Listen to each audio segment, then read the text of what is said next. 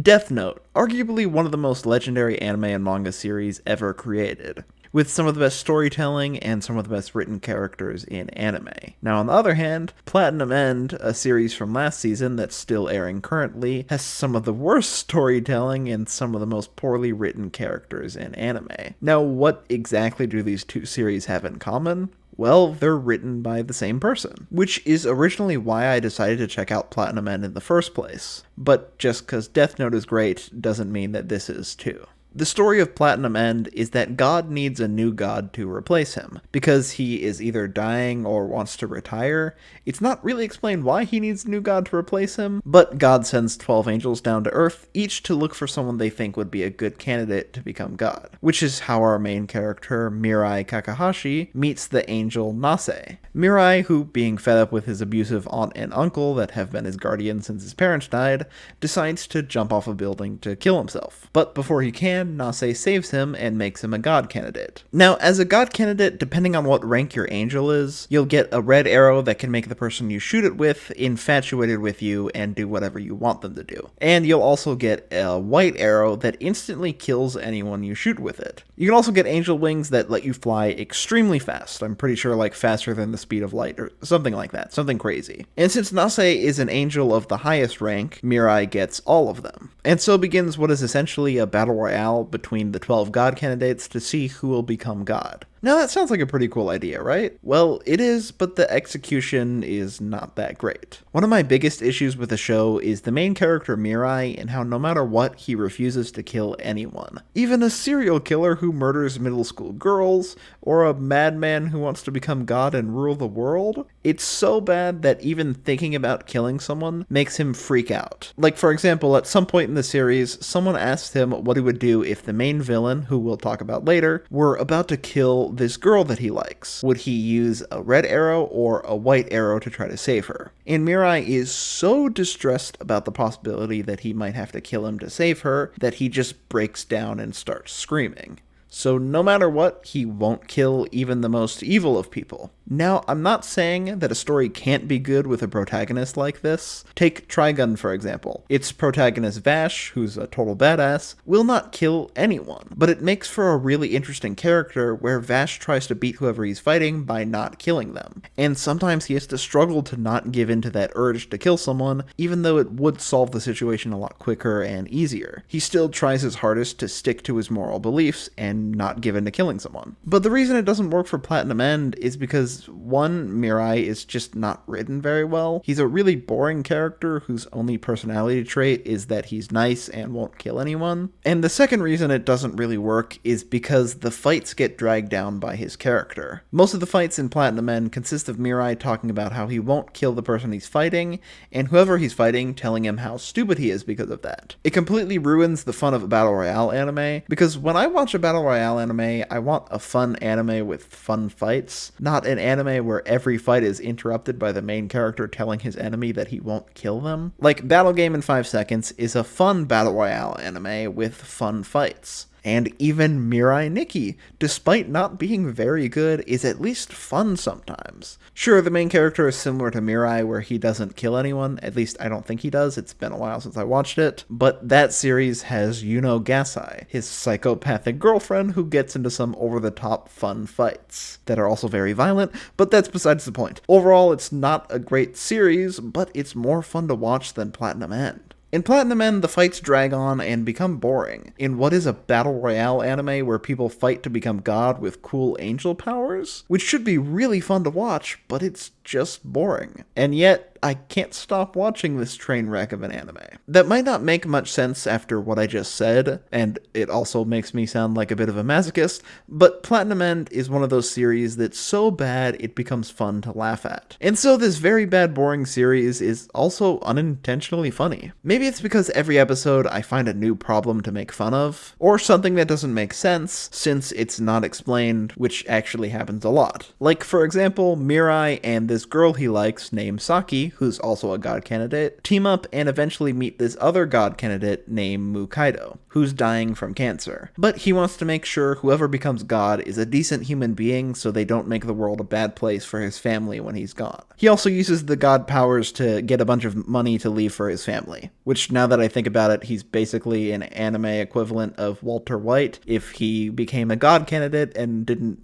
deal meth. But anyways, so they decide to team up with Mukaido, who's also a fashion designer, and one day he shows up with guns and special bulletproof suits that he got from the Self-Defense Force, which, if you didn't know, is basically Japan's military. Just telling you this because I had no idea what it was before recording this. But how did he manage to get his hands on these? Because from the research I've done, obtaining a gun in Japan is very difficult, because per the law, only the police or military are allowed to carry them. Or you can get a gun for hunting or sport shooting, but under strict conditions and after taking a long course. So I'm not totally sure how he got so many guns. By the way, it's not just handguns, because later on he gets a freaking turret, so it's clearly military weaponry he's using. You could argue he used a red arrow on someone who could get him guns, but Mukaido says he only used his red arrow on private eyes and psychologists to help him find the other god candidates, which is how he found Mirai and Saki. And he also used it on rich people so he can get money from them to leave for his family. Also, later on it's a plot point that he can't use any more red arrows since he used it on 14 people, which is the max limit for red arrows. And after that you have to wait a month for them to wear off of the person that they're on, because that's how long the red arrows last for. And then you can use it on other people. So he didn't have any arrows to spare to use on the military because he only used it on private eyes, psychologists, and rich people. I guess the only other way he could get the guns is by using his wings and stealing them, but if it would have just showed us, I wouldn't be having this issue. I wouldn't be recording this part. This part wouldn't be in the video if they would have just showed us how he got the guns. Also, he somehow managed to get the bulletproof suits from the Self-Defense Force, and later on a high-tech Catgirl suit, which, can I just say, is so ridiculous. Mukaido explains how every part of this Catgirl suit is important. The cat ears turn into goggles, and the tail is to keep the hot battery away from whoever's wearing the suit. Now look, I don't have anything against cat girls. All I'm saying is, if you wanted to put the girl in a cat suit, just put the girl in a cat suit. You don't really have to justify the reason to the audience. Now, how exactly did he manage to get these high-tech suits? Well, it's because his fashion design company made them. But what kind of a fashion design company makes high-tech military-grade bulletproof suits? Who knows? Also, it's never really explained how the girl Saki is meeting with this grown man and high schooler in her bedroom without her parents saying anything.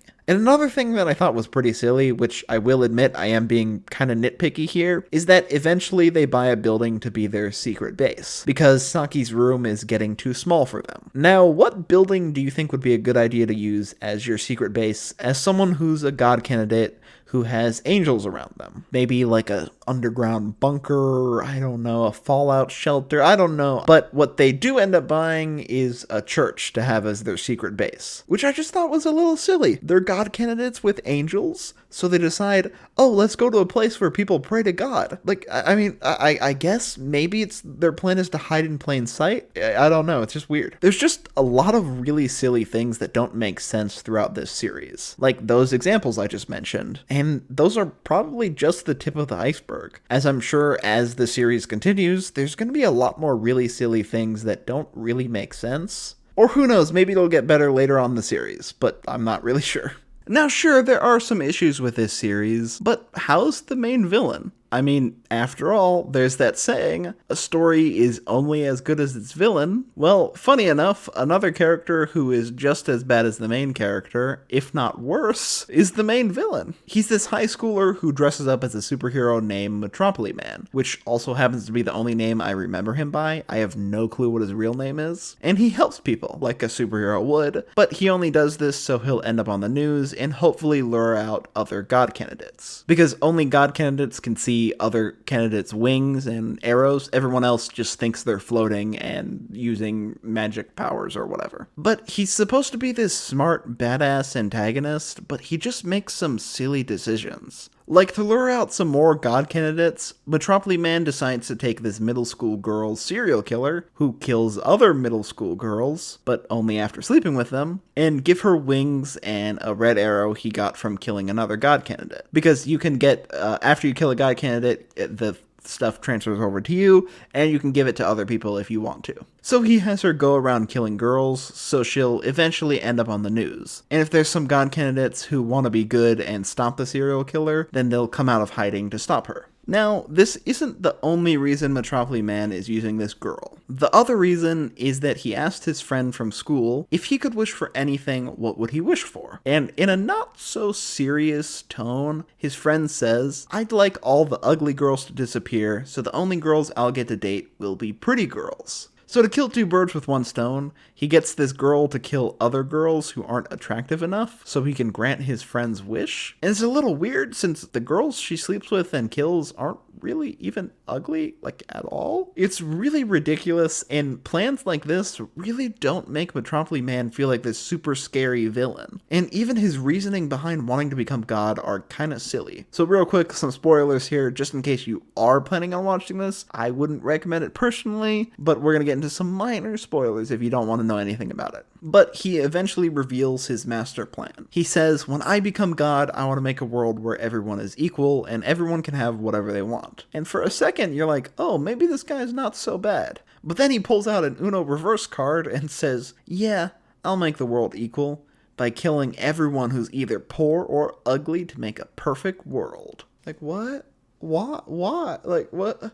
What is that gonna, why? I don't get it. And it's just really hard to care or sympathize with him since he's just insane. Like, seriously, there really is no way to sympathize or really understand why he's doing this. And his backstory doesn't really make it any better, because he's always been kind of crazy. He was a rich kid who had a little sister, and he thought they had the perfect, most beautiful relationship. But one day, his sister tells him that she's gonna go on a date with a guy. And upon hearing this, he freaks out, because he thinks she's so pure and can't be tainted by anyone. So he gets so upset that he accidentally makes her fall, hit her head, and die. It really is a wild scene. They're sitting on a garden in like this weird tower thing, and she falls out. Like, why do you even have that in a garden? Like, I don't know. So because he's very sad about him accidentally killing his sister, he decides to try to kill himself. But once his angel stops him from doing that, he decides to murder everyone who in his mind isn't perfect. Oh, also he wants to bring his sister back to life. So that's kind of sweet. That's like the only thing that it's like, oh, I could kind of get behind that. You accidentally killed her, you should try to bring her back to life. Maybe not murder everyone who's not pretty or rich. It's a little weird. But it is basically impossible to care about this guy, because he's just a terribly written villain, and one of the worst villains I've seen in a long time.